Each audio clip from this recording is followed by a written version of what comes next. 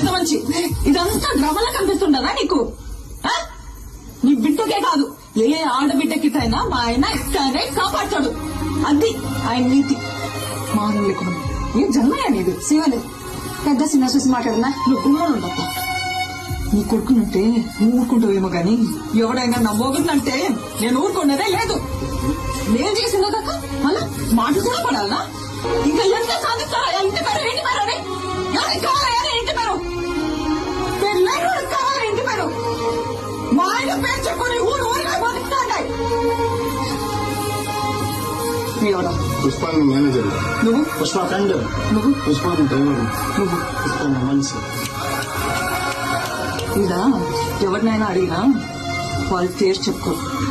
పుష్ప మంచి అని చెప్పుకుంటారు. ఇదంతా ఎందుకయ్యా? ఈయనెవరు? పుష్పాలన్నా ఇది నా మొగడంటే. యో పుష్ప